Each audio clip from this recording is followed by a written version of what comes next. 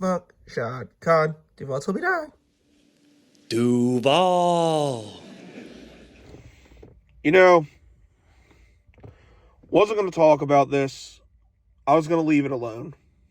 But I feel like, given my otherwise unpopular take on this, I feel like I just have to now. 7 games. 7. That's all we got from the amazing two-way superstar Travis Hunter, who on this channel will forever be referred to as Travis Cucker until further notice. 7 games. That's all we got from this asshole. And look, I'm not going to go into it because I've done it ad nauseum, how not signing Walker Little and drafting Will Campbell would have been a better idea. Drafting Ashton Genty would have been a better idea. Drafting fucking Teteroa McMillan would have been a better idea. Or, shit, given how disgusting the safety play has been, trading down and drafting Malachi Starks would have been a better idea. Because I've done it ad nauseum. But let's go over the timeline. When we drafted this fuck, we let all those players go, and like everybody's all excited. Oh my God, he plays both positions. It's going to be so great. He carried a Colorado team that otherwise literally had nobody and carried them to a respectable record in a weak ass division in college football. And people were wondering, well, we won the Heisman. How's it count? Because, like, dude, I saw through it. Like, yeah, he put up impressive numbers in college, and the Heisman Trophy is for the best player in college football. But something like that typically does not translate to the NFL. I wouldn't be bitching so much about this if he was like a 3rd round pick or a 4th or 2nd or something like that, because I guarantee you, we did a redraft today, this cocksucker doesn't go in the 1st round. I promise you that. But it's not even so much the fact that we drafted him, it's James Gladstone pretty much screwed both of his drafts by putting it into this guy. Which, for all the Trevor Lawrence haters out there, you should be just as mad at this as I am, because unless we're going to do some crazy-ass trade with the Cardinals swapping him and Kyler Murray, or getting one of the 80 billion first-round picks that the Jets have right now and trading him there is literally nothing we can do about Trevor Lawrence this year. Whether you love him or hate him, there's literally nothing we can do about him until after next year. So, sorry, I don't make the rules. But going through the timeline, he debuts against the Panthers. He has a couple catches. Like, okay, it's his first fucking game. He's not going to make that much of an impact. Whatever. Then the Bengals game does next to nothing. The only thing he really is known for is getting this stupid-ass pass interference penalty, which I'll give him that was a bullshit call. I'll give him that. Then the Texans game, he makes I think he made like 1 or 2 nice catches, including that like screen pass that went for 20 yards. Okay, that was nice. That's cool. In the 4th game, who was the 4th game? Was it the Chiefs? No, 49ers. I'm sorry, the 49ers. He had one insane catch over the middle of the field against the 49ers, and that's pretty much it. Are you starting to notice a pattern here? I'll keep going. Then he has the Chiefs game. The fucking catch he made that insane, which was an insane throw from Trevor Lawrence that he, made the catch over the Chiefs defenders. Okay, that was great. Then does nothing. Then the fucking Seahawk game comes. I mean, someone may have to remind me, because I can't remember what the fuck he did in that game. Then that Rams game where we get our shit pushed in by Matthew Stafford and the Rams. and he somehow ends up with 100 yards and a garbage time touchdown, which, to be fair, he's the only receiver that has had 100-yard games this year. So, okay, maybe there's something, maybe this is the start of maybe when he, picks it up a little bit, makes more of an impact down the stretch. Of course, in the middle of this, here comes bitch-ass Deion Sanders. Oh, the Jaguars don't know how to use him right. We're not using him enough. You fucking dickhead. Are you really criticizing Liam Cohen right now? Liam Cohen, in his first year, has a winning record. You're getting blown out by halftime by fucking Utah and, what was the other fucking team? It was some other no-name team in college football. And I know West Virginia just kicked their ass, too. So, you suck as a coach, you fucking suck. Why everybody loves this piece of shit as a coach, I will never figure out, because he's fucking terrible. Like, I can't believe I'm saying this, but Billy Napier might have been a better coach than Deion Sanders. And I'm not even joking. I'm seriously not even joking. But all the while,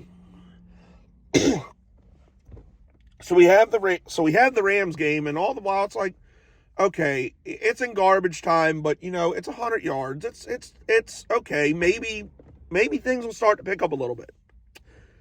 Then we find out he has an LCL sprain, like happened somehow over the bye week. Like, cause we didn't even find out during the bye week. We found out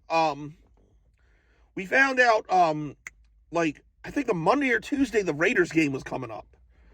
And initially, he's on short-term IR. He'll be out for 4 weeks. And, reports came out, it all looks good. It's just like a sprain or some shit. He'll be fine. Okay, so, he'll miss 4 games. We'll get him back down the stretch. It'll be interesting to see what happens from there. Then yesterday, it comes out this asshole had season-ending surgery, so his season's done. His rookie season ends with 28 catches, 298 yards, and 1 singular touchdown. And he had a couple pass breakups at cornerback and no interceptions. That's what we got the first year from the great Travis Cucker, who's supposed to come in and be this goddamn amazing superstar. That's what we got. Now, this is exactly what the fuck I was afraid of. Because you spent all this capital to bring this asshole here, and this is all he does. It's all, like, it'd have been bad enough to take him 5th overall. But you put all of this into him, and he's not going to live up to it. I'm sorry, he's not. I would say dog shit's a bit of a stretch to call him, but it's not good. It's not great. It's average at best. And the worst part about this I like James Gladstone. I like his aggressive approach. I like the free agency signings he made. I like some of the trades he made. Like, I love the Jacoby Myers trade. That was a slam dunk trade. I think that's going to pay off huge.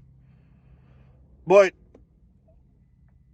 you put basically your first 2 drafts as the general managers into Travis fucking Cucker. And it's not working. It didn't work this year. 7 games, that's all we got out of him. And other than a game where he put up 100 yards in garbage time, he's done practically nothing. He had 1 big play a game. Matter of fact, the Panthers game, he didn't really have one. I mean, by God, man. Why? I don't understand why people weren't concerned about this when it happened. Because, oh, God. I could just say it forever, but, I don't even know what to do going forward. Why did my car seriously have to do this bullshit now? I hate my fucking car. But anyway, so I guess we'll see. It's like, because I know people are gonna say, "Oh, it's only his rookie year. It'll be okay. He'll bounce back next year." Blah blah blah. Sorry, but I'm not that optimistic for it, because what if it happens next year? And the year after? Wasn't that like one of the biggest concerns was like him being able to hold up at the NFL level like this, playing both positions? Wasn't that like one of the big concerns? And already it's come true. Like I didn't even think the injury one. Like I thought he was just going to underperform, which he did that too. But I don't even know. Like I would say the best piece of advice I would give James Gladstone right now, while him and Brian Thomas Jr. are on rookie contracts, get 3-year deals done with fucking Parker Washington and Jacoby Myers. Keep both of them on this roster. De'Ami Brown, who gives a fuck. Tim Patrick, who gives a fuck. Austin Trammell will float around on the practice squad here and there. Same with Joshua Cephas. So, you got a decent 5 and 6 there. But you just gotta pray Brian Thomas gets back to form, which I think he will. I have confidence he will. Like, hopefully we get him back next week along with Doctor Strange, because we really fucking need it with this game coming up with the Chargers. Hopefully we get them back. And yeah, keep Parker Washington and not De'Ami Brown, Jesus Christ, he can get the fuck off. But Jacoby Myers around. Keep them around. And fucking, that's how you got to set the receiving core, because in case Cucker gets hurt again or sucks again, you at least got those 3 guys to fall back on who are, proven decent targets. Same with Doctor Strange. Find a way to keep him, though.